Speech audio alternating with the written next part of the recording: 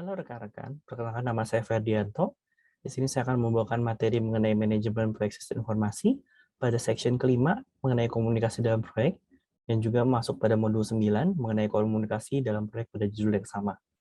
Nah, section goal dari kali ini adalah rekan-rekan dapat membuat perencanaan komunikasi dan juga dalam satu buah proyek. Referensi yang digunakan menggunakan buku Information Technology Project Management edisi kelima, Marseco pada tahun 2016. Dan di sini untuk modul goals-nya, rekan-rekan dapat membuat perencanaan komunikasi juga dalam proyek. Subtopiknya nanti akan terbagi menjadi dua, yaitu adalah pemangku kepentingan atau stakeholder, dan yang kedua mengenai komunikasi satu buah proyek. Nah, kita akan mulai dari namanya organisasi informal. Jadi kita akan lihat dari struktur organisasi formal, itu akan memberitahu kita bagaimana individu atau kelompok dalam satu buah organisasi itu harus berhubungan satu sama lain.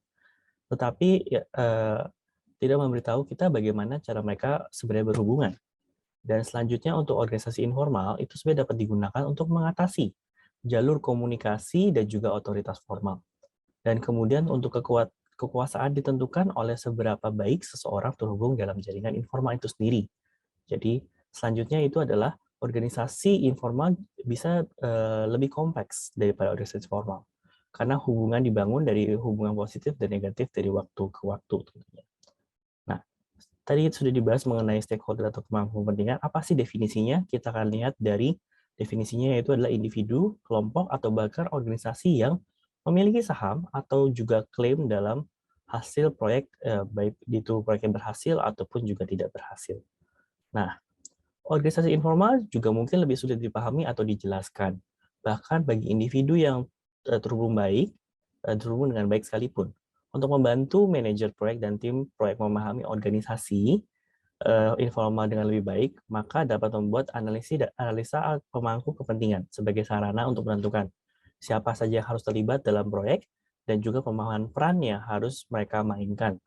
Untuk mengembangkan analisis pemangku kepentingan, seseorang dapat memulai dengan bagian organisasi yang diterbitkan atau yang secara formal, dan kemudian ditambahkan ke dalamnya ketika kompleksitas organisasi informal kita ketahui. Nah, selanjutnya tujuan analisis pemangku kepentingan ini tentu saja adalah untuk memahami organisasi informal itu sendiri. Dan berikut langkah-langkahnya kita lihat. Dan kemudian yang pertama adalah buatlah daftar pemangku kepentingan atau stakeholder yang berkepentingan dengan hasil proyek, baik itu berhasil maupun tidak berhasil. Kemudian nomor dua, kita akan identifikasikan kepentingan pemangku kepentingan dalam proyek. Kita akan plus satu pada tabel tersebut jika minat positif, 0 untuk netral, dan minus satu untuk hubungan atau sesuatu yang negatif. Yang ketiga itu adalah tentukan tingkat pengaruh yang dimiliki oleh pemangku kepentingan pada skala 0, tidak ada pengaruh, hingga skala 10 yang dapat menghentikan jalannya proyek ini. Tentukan peran untuk setiap pemangku kepentingan, misalnya juara, konsultan, pembuat keputusan, sekutu, saingan, dan musuh. Dan kemudian kita akan masuk ke analisis pemangku kepentingan, yang mana nomor satu itu kita akan identifikasi tujuan dari setiap pemangku kepentingan, yaitu misalnya menyediakan sumber daya, panduan, keahlian, penerimaan, dan persetujuan. Dan yang kedua, identifikasi strategi untuk setiap pemangku kepentingan, misalnya membangun, memelihara, meningkatkan, dan membangun kembali hubungannya. Dan berikut adalah contoh dari tabel dari analisis kemampuan. Kayak contohnya misalnya kita lihat dari pemangku kepentingan ada namanya Budiman, karena dia punya kepentingan cukup tinggi, maka kita plus 1.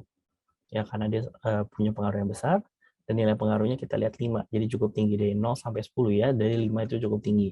Dan kemudian kita akan mengidentifikasi potensi konflik, peran, tujuan, dan strateginya. Kita ambil contoh potensi konfliknya adalah persaingan untuk sumber daya dengan manajer fungsional lainnya. Untuk perannya sebagai sponsor dan juga juara proyek, tujuannya menyediakan sumber daya persetujuan dan dukungan publik untuk proyek. Dan yang terakhir adalah strategi untuk menjaga komunikasi terbuka sehingga ranjau darat politik dapat dihindari.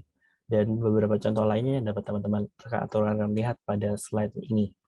Dan selanjutnya untuk rencana komunikasi proyek itu juga bisa kita lakukan secara formal maupun informal.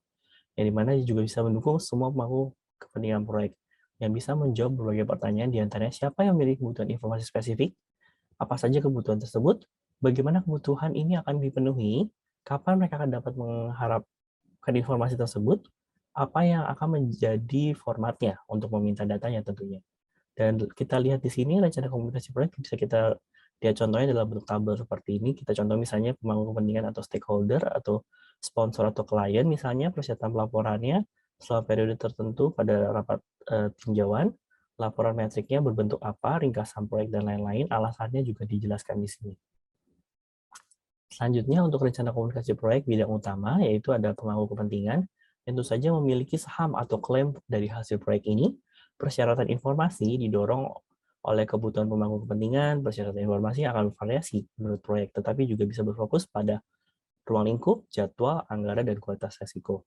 Jenis laporan atau metrik itu tergantung juga pada kebutuhan informasi pemangku kepentingan, dan juga dapat berupa tinjauan formal atau informal terhadap kiriman pencapaian buletin atau bentuk lainnya sesuai dengan kebutuhan yang dibutuhkan. Waktu atau ketersediaan, harapannya untuk pemangku kepentingan harus membiarkan orang tahu kapan yang mereka yang akan tahu. Dan selanjutnya untuk medium atau format di sini mendefinisikan bagaimana informasi akan diberikan, misalnya laporan kertas, tatap muka, dan lain-lain. Ya, untuk distribusi informasi itu sendiri sebenarnya kita bisa melihat dari distribusi informasi yang di sini adalah untuk menyelesaikan rencana komunikasi proyek, manajer proyek dan tim juga harus menentukan bagaimana dan kapan informasi yang dibutuhkan yang akan diberikan kepada berbagai pemangku kepentingan. Selain itu, bahwa pemangku kepentingan bersedia untuk berbagi informasinya juga tentunya. Meskipun ada berbagai macam media, kebanyakan komunikasi akan melibatkan hal-hal berikut ini. Yang pertama adalah pertemuan tatap muka atau face-to-face. Yang kedua mengenai telepon atau surat elektronik. Yang ketiga teknik kolaborasi. Dan yang keempat mulai blog proyek, wiki, atau pesan instan lainnya tentunya. Dan selanjutnya untuk matriks komunikasi dan kolaborasi, dalam matriks ini jenis komunikasi dapat dibagi menjadi berdasarkan 4 matriks ini. Ya, tempatnya tempat sama waktunya, kemudian kita berdasarkan dengan rapat yang face to face. Tempat sama waktu berbeda, komunikasi dapat dilakukan dengan email atau forum diskusi. Dan selanjutnya juga kita bisa melihat tempat yang sama, waktu yang berbeda bisa dilakukan dengan rapat resmi dan informal. Tempat yang sama dengan waktu yang berbeda bisa dilakukan email dan forum diskusi online. Dan juga hal-hal lainnya yang kita bisa lihat untuk membantu di sini matriks ini membantu mengadakan komunikasi dan kolaborasi yang efektif tentunya. Sekian dari saya untuk materi kali ini. Semoga bermanfaat dan sampai jumpa pada materi selanjutnya. Terima kasih.